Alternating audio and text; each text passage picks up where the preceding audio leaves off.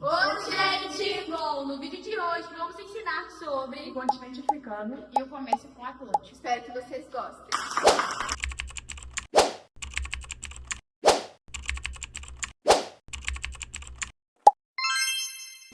Bom, agora na primeira parte do nosso trabalho a gente vai falar sobre o Império Mali. Bom, o Império Mali foi um importante reino africano que dominou as rotas comerciais da região ocidental do continente entre os séculos 13 e 15.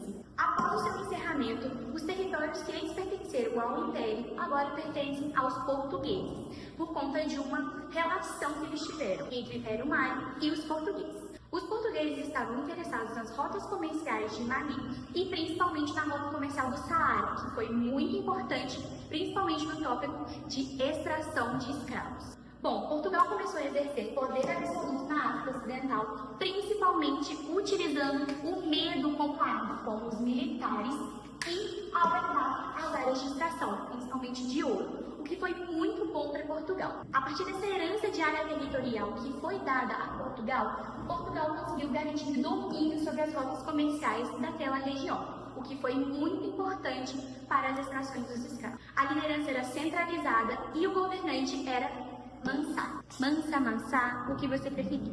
Também tiveram marcante ascensão islâmica, principalmente nos anos 1312 até 1321. Durante isso, conseguiram construir edifícios religiosos e trazeram muitos sábios daquela região. Com isso, o poder de Mansa fica instável, principalmente com a herança de costumes muçulmanos herdados do islamismo. E com isso, o poder de Mansa fica instável, gerando, enfim, o fim do Império Mali.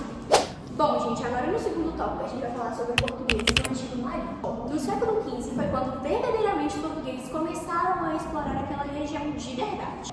Bom, no século XV até o século XVIII, parte do território de Mali que correspondia à Confederação, comandada por chefes militativos e mercadores de origem mandingo. Esse estado descentralizado era a principal rota que os portugueses utilizavam, principalmente para a extração de escravos, e que eles utilizavam a rota do Saara até o Oceano Atlântico. Bom, gente, a segunda parte do trabalho é sobre o Reino do Congo, que está localizado na região da África Central. A sua capital se chamava Banzar. Logo depois da colonização dos portugueses, veio se chamar São Salvador.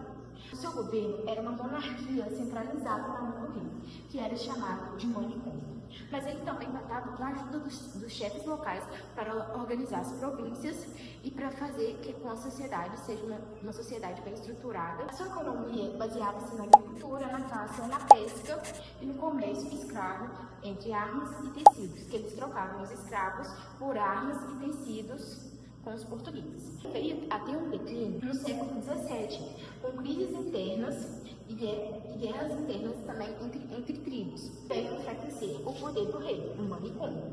E depois também a colonização também se tornou um fator para o declínio da sociedade.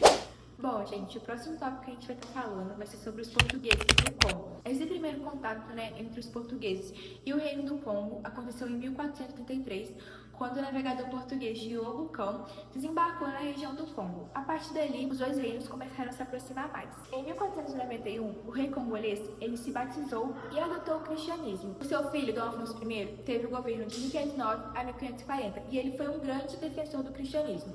Ele influenciou muito o reino nessa questão europeia.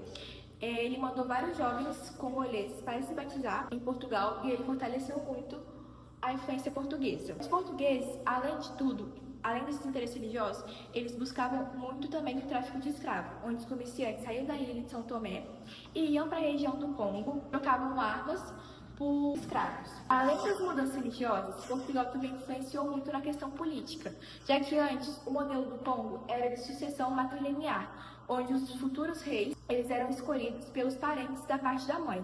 Porém, desde a influência portuguesa, eles adotaram o modelo de sucessão hereditária, que era muito comum nas monarquias europeias, que é onde o trono ele passa de pai para filho. E essa mudança ela teve uma grande influência no Reino do Congo, pois ela acabou enfraquecendo muito os chefes locais, que eram chamados de manicômios. Então ela acabou enfraquecendo muito e acabou gerando revoltas e protestos internos dentro do reino. Além disso, gente, o rei Afonso I, ele também centralizou muito o poder dele. Ele também estava querendo criar novas fronteiras territoriais, que antes não existiam nos reinos africanos, já que lá era costume de serem limites mais flexíveis, tendo os limites baseados em alianças e não em fronteiras fixas. Bom, gente, agora a gente vai falar sobre o comércio e a escravização. Bom, o tráfico negreiro, ele se iniciou com as relações entre o continente americano e o africano. Bom, essas relações, elas se deram devido aos comerciantes estrangeiros e aos líderes locais africanos, que através dessa relação, eles conquistaram o aumento do poder dos americanos, logicamente, por meio do fornecimento de cativos. Bom, o fornecimento de indivíduos escravizados, ele era monopolizado, ou seja, ele tinha um poder único. E nesse período também, as armas de fogo, elas tinham, assim, um grande poder, vamos dizer. Quem tinha essa arma tinha o poder. E ela era, assim, tinha muito destaque e ela simbolizava muito o poder ali. Bom, o álcool, ele logo se tornou um produto requisitado. Houve transformações sociais e culturais das comunidades africanas. Então, gente, esse foi o nosso vídeo. Eu espero que vocês tenham gostado. Qualquer dúvida, deixem aqui nos comentários e muito obrigada!